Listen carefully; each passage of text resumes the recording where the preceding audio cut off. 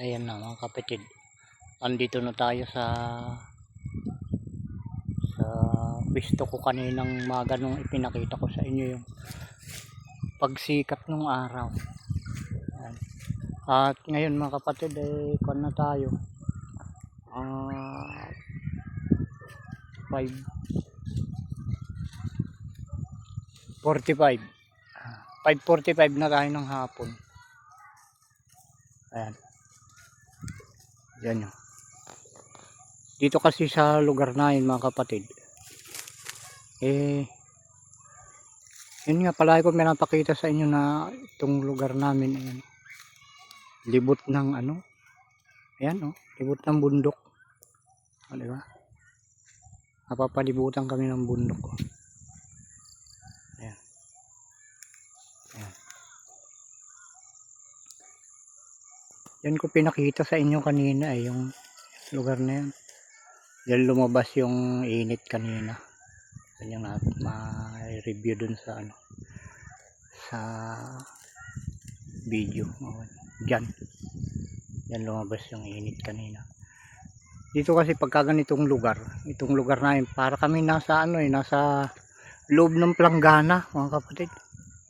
Nakita nyo naman yung libot ng bundok. Kapag umaga, matagal sumikat yung araw dito dahil yan natatakpan ng bundok yan. At pag sa hapunan mga kapatid, madaling lumubog yung araw dito sa amin dahil din dun sa bundok. Parang baliktaran, di ba? Pag umaga, matagal sumikat dahil natatakpan ng bundok yung silangan. Ngayon sa hapon naman, madaling lumubog dahil natatakpan din ng araw ng bundok mga kapatid. And tingnan nyo, ikot natin yung tantihin natin. Diyan sumikat kanina Ayan, paikutin natin. Ayan. Sumikat yung araw kanina. Ngayon, ayan tingnan nyo, papalubog na ayan di ba? Halos katapat niya ayan. Tingnan nyo yung bundok na kaya madali siyang lumubog. Kung doon sa parte ng ito, tabi ng dagat, sa gawing Ilocos sana. Dahil dito kami sa Cagayan Baggao, Cagayan mga kapatid. Baka doon sa gawin doon ito napakaliwanag pa Ayan, tingnan yung araw. Palubog yan mga kapatid.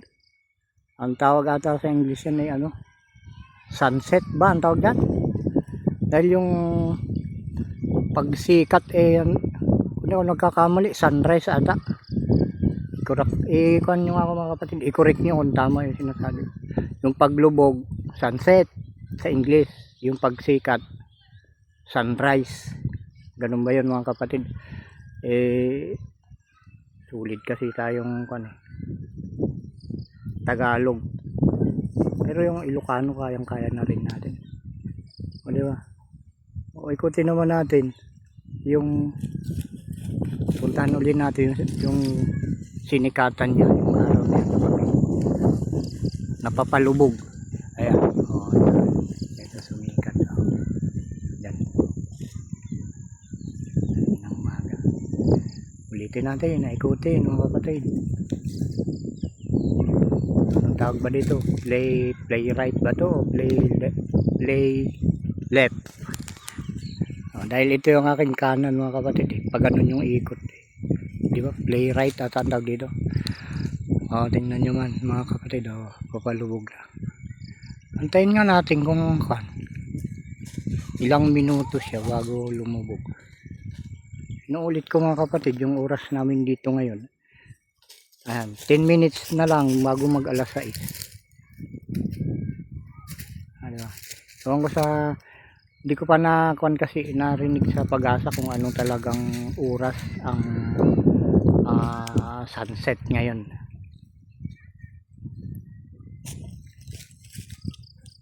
Yung sunrise hindi ko rin na alam dahil naka-record at tayo sa Pag-asa kung ano yung sunset o sunrise. Kahit sa kalendaryo mga kapatid makikita natin yan. yung sunrise, sunset, pati ngayong buwan ay alam kung anong quarter, first quarter, second quarter, gano'n. Yung binabantayan nating lumubog mga kapatid ay 5 minutes na tayo at 22 seconds. Tingnan muna natin sandali yung mga apo ko gusto pumunta rito.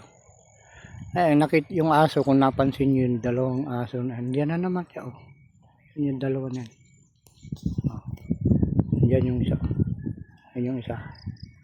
Binabantayan ako. May sasakyang dumaan.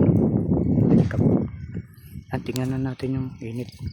Konti na lang mga kapatid.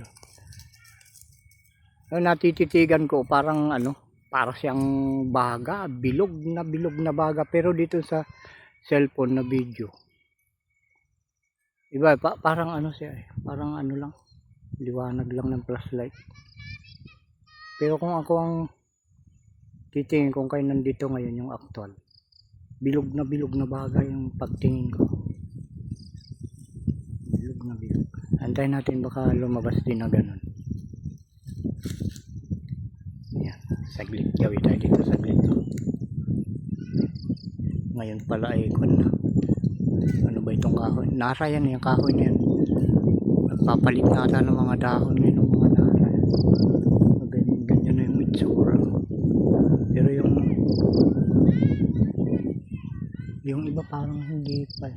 Baka naman sinunog yung puno niyan, yung kahoy niyan. Wala nang dahon mga yung ang tawag doon, mga yan, lanot sa Ilocano tawag dyan, bagin, mga bagin yung mga yan nakakabit. Ay, balikan natin yung init, yung araw kako sana, araw dahil wala naman init na ngayon araw na lang yan. Tawag natin dyan haring araw. Ito yung mga kapatid, pumupula na. Tingnan natin kung anong oras na. 7 minuto pa bago mag alas 6 mga kapatid. Orasan nga natin kung anong ilang minuto yan bago tuluyang lumubog. Yan, lumulubog yung mga kapatid. Ayan. May nagtawag doon. May namumulot ng mais kasama ding aso. Malamig na mga kapatid, malamig na yung simoy ng hangin. Malamig na. Pero yung init ay yung araw pala. Papalubog na. Tingnan nyo mabuti. Bahagyan na lang, di ba? 8 minutes na tayo mga kapatid. Sandali na lang, yung pagmasdan natin mabuti. Hakbang ako ng konti. Ayan, medyo gagalaw-galaw po para tingnan nyo mga kapatid, walang walang edit ito. Dahil ito, kita nyo yung kamay ko, may edit pa dyan. Yung itsura ko. Kung papalubog yung araw, hagip kaya yan yan na yung araw. Okay, tingnan nyo mga kapatid. Ang galing talaga ng pagkalikha ng Ama sa araw. Ganun pala sa pagpalubog na. Okay, 9 minutes na tayo mga kapatid, nag-aantay ng paglubog niya. Dahil eksakto alas 6 mga kapatid,